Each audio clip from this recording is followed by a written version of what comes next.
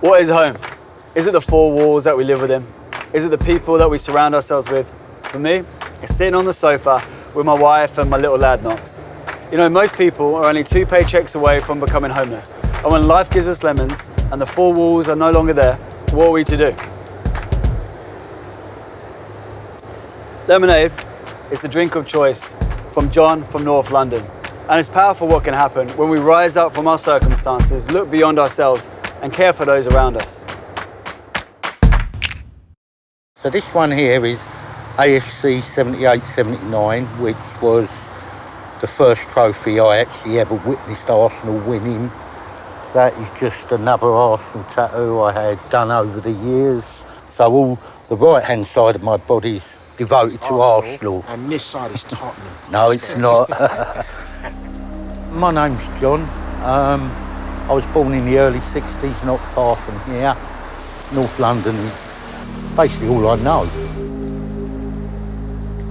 Most of my working life was always manual work, warehouse work, building sites, that sort of thing. I haven't officially worked now in 5 or 6 years due to issues I've had with mainly alcohol and also homelessness. Hi, how are you? Hi, John. You all right? Yes. Yeah, how's it going? How are you? Good, yeah, I'm really enjoying it. 4 years in total since we've known John. And we can't believe it. Time has just flown away. The soup kitchen came up through our sisterhood, and we thought that, oh, this is a great initiative. And it's something we've always wanted to do. We said to the Lord that we want to serve. And one of the evenings, that's where we met John. And from since there, we've journeyed with him ever since. I think when John came to church with us for the first time, he thought we had taken him to a concert. You know, he had never experienced anything like that. And the people were so welcoming and were so genuine. So I think that was really the turning point and the winning of his heart, I believe. Weeks after that, John went through a process of going through eviction and then finding himself through homelessness. And that once again challenged us. It's not just enough to say, I'm a Christian and I'm praying for you. We actually had to activate our faith, which meant we'll take meals, sit with him, and also try and collaborate with his caseworker in terms of trying to find a new home and a location for him. Praise be to God, within a few months, he managed to get housed. So we've really walked through everything with John.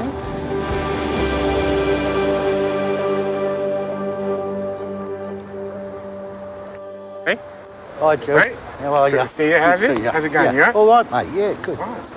So, Johnny, I know this is where you and Gary work. Yeah. Around this area. You just want to tell me a little bit about what's going on? Basically, Joe, we cover the whole of the borough, but this is one of the main hot spots in the borough. Yeah. Behind me here, you can see maybe half a dozen street drinkers. A majority of them will be homeless, but they don't really want to engage. Wow. So there's not a great deal with... I think one of the greatest things is, especially hanging out with John and kind of understanding what he's doing now. He has a job where he is one of the key volunteers in the Haringey Council, housing people who are on the street, especially in this pandemic, where people were outside and they were homeless. And he was able to really get those guys off the street and get them into a hostel, get them into a hotel. Having been on the streets myself, it's something I always wanted to do, but I needed help myself first. But now I feel I'm in a place to do it. We're so thrilled when we hear that John is, you know, I've got work today. We just encourage him that remind yourself that your life matters and you're called to be a difference to somebody. We've seen John's life turn around in an amazing way. And I think that just really lets everybody know that once someone is accepted and they come into church, there's so much that they can give. And I think it just brings health and meaning to their life, and that's what we really love about John. The thing I love about John's story, he's seen that others believe in him. And he's seen that, you know, there is a God that is helping him along the journey. He's seen that there are people that are willing to walk alongside him in his journey. So now he's someone who's walking alongside others in their journey. I've been in this church for over 10 years now, and I reckon I know at least 100 people by name. The last few months have left it hard to keep connected, even sometimes to like the closest of friends. So how do you stay connected when you're locked in your house in the middle of a pandemic?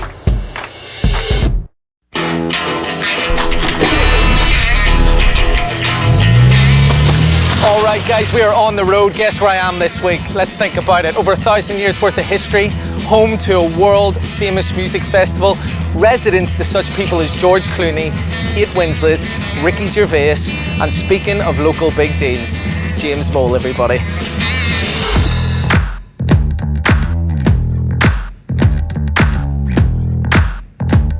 As you can imagine now, we are in Reading. You want to show me around? Definitely. Bro, I want to see the place. Come on, let's go, man. Looks amazing.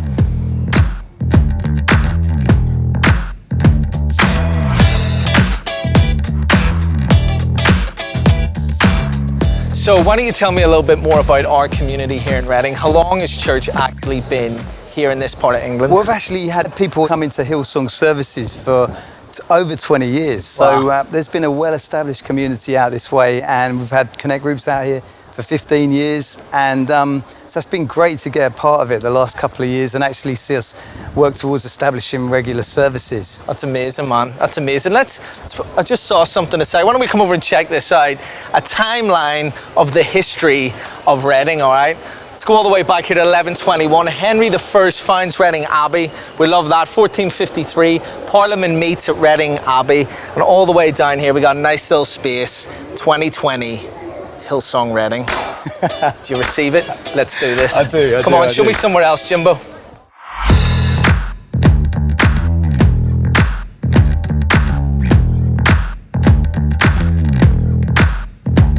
Okay, here we are, last stop on the Reading tour, guys, and we're here. I believe this is the venue where you guys used to have Saturday gatherings every month. Is that right, That's right, yeah. We didn't get to start Sunday services. We were due to start actually in May and hoping to start sometime again in the near future or not too distant future. But it's been great. We're still getting people involved, joining connect groups and helping out in the community. And so, yeah, it's been good. It's awesome. I'm sure you got loads of cool stories to share with the guys about stuff that's been happening in the life of church. Yeah, we've had some great stories coming out. I thought actually we could meet a couple right now, maybe go for another coffee. Awesome, mate. I'm ready for coffee number 4, man. Let's go. So, Ryan, this is Chris and Tamsin. They've been a part of our church, got involved fairly recently, actually, and it's been just brilliant to have them a part of things. So, hang on. Let me get this right. Tamsin, you've only actually been to one Reading service, and Chris, you've been to 0. Apart from that, it's been primarily groups that you guys have been involved in. Do you want to tell me a little bit more about that dynamic and how that's been over the past year? I got to one service before lockdown happened, so I came home all full of it, saying it was amazing, let's go again next week, and then we couldn't. But it was just great. We said, well, what can we do? How can we get involved? So we joined a group, and we've been meeting weekly on Zoom, and it's just been fantastic, just getting to know all those people that we can't get to know on the Sunday morning. So we're meeting all these families, like all the kids are getting together on Zoom, having a chat, and we all watch online together, but we're in our separate houses, and then we're on the WhatsApp chat, and then through it we can all kind of still chat about it. So we'll be like, oh, wasn't that great? And oh, that song, that's my favourite one. And then so we can keep the conversation going through the week and share, you know, videos of our favourite songs, and we can pray for each other. And it's just, it feels like we've got our proper church family right there with us, using online instead of the church building, but it's working really well. Yeah. Obviously, this has been a crazy season for everyone. How's it been particularly for you guys as a family? When all the initial chaos kicked off with lockdown, all the uncertainty, when I lost pretty much all of my job, and with the kids coming home from homeschooling, it's a really different world, and there's a lot of fear there. So we really decided to take a more faithful approach. As we've been learning, we decided to lean into God and to lean into church and just really have a different attitude towards it.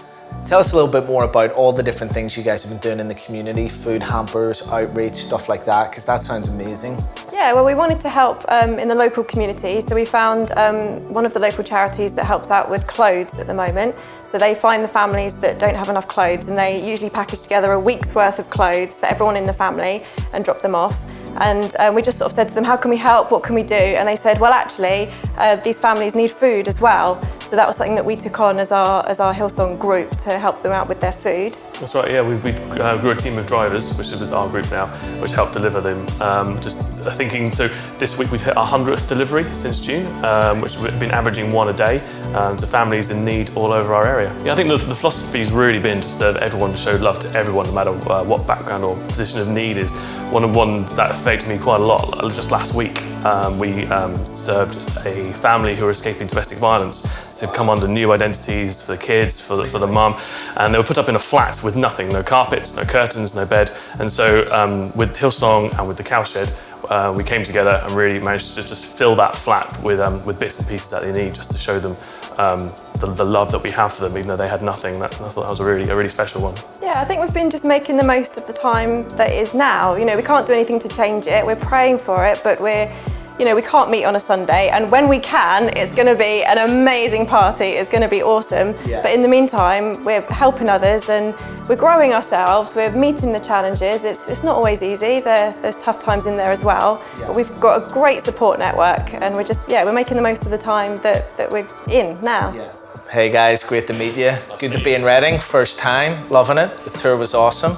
And be good to see you guys again soon. Enjoy, take care.